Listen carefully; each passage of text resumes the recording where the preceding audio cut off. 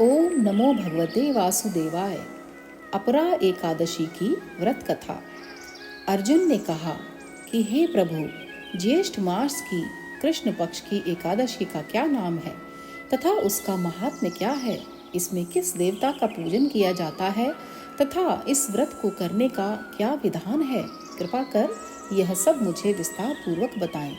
तब श्री कृष्ण ने कहा कि हे अर्जुन, ज्येष्ठ मास के कृष्ण पक्ष की एकादशी का नाम अपरा है, क्योंकि यह अपार धन और पुण्यों को देने वाली तथा समस्त पापों का नाश करने वाली है। जो मनुष्य इसका व्रत करते हैं उनकी लोक में प्रसिद्धि होती है। अपरा एकादशी के व्रत के प्रभाव से ब्रह्म हत्या, प्रेत योनि, दूसरे की निंदा आदि से उत्पन्न पापों का नाश हो जाता है।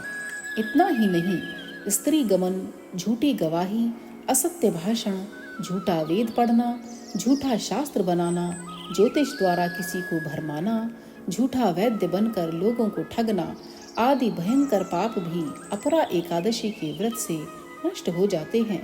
युद्ध क्षेत्र से भागे हुए क्षत्रिय को नरक की प्राप्ति होती है, किंतु अपरा एकादशी का व्रत करने से उसे भी स्वर्ग की प्राप्ति हो जाती है।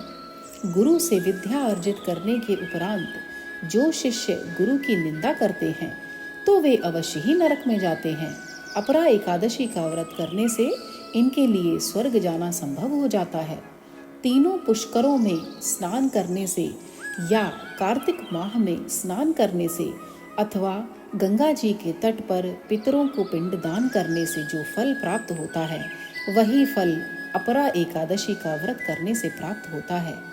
बृहस्पति के दिन गोमती नदी में स्नान करने से, कुंभ में श्री केदारनाथ जी के दर्शन करने से तथा बद्रिका आश्रम में रहने से तथा सूर्य ग्रहण एवं चंद्र ग्रहण में कुरुक्षेत्र में स्नान करने से जो फल सिंह राशि वालों को प्राप्त होता है, वह फल अपरा एकादशी के व्रत के समान है।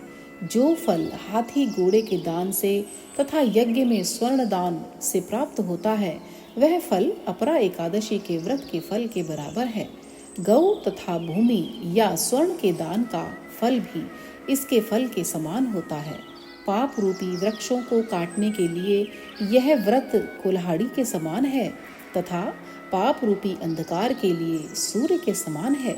अतः मनुष्य को इस एकादशी का व्रत अवश्य ही करना चाहिए। यह व्रत सब व्रतों में उत्तम है। अपरा एकादशी के दिन श्रद्धा पूर्वक भगवान श्री विष्णु का पूजन करना चाहिए, जिससे अंत में विष्णु लोक की प्राप्ति होती है। श्री कृष्ण कहते हैं कि हे अर्जुन, प्रचलित कथा के अनुसार प्राचीन काल में महीध्वज नामक एक धर्मात्मा राजा था। उसका छोटा भाई वज्र ध्वज बड़ा ही क्रूर, अधर्मी तथा अन्यायी था। वह अपने बड़े भाई से द्वेष रखता था।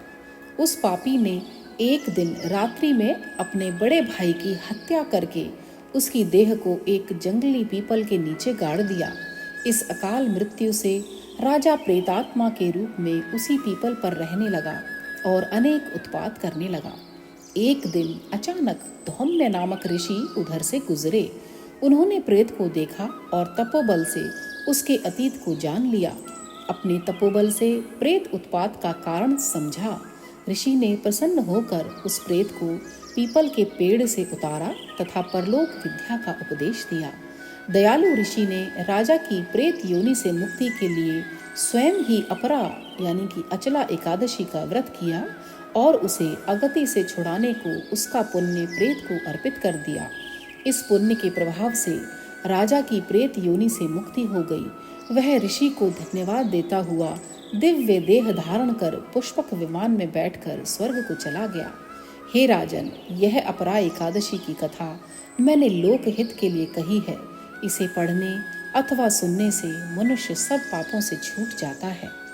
जो प्राणी अपरा अर्थात अपार या अतिरिक्त एकादशी का व्रत करते हैं, उन्हें भगवान श्री हरि विष्णु की अतिरिक्त भक्ति प्रदान होती है। भक्ति और श्रद्धा में वृद्धि होती है। बोलो श्री भगवान की जय। बोलो एकादशी माता की जय।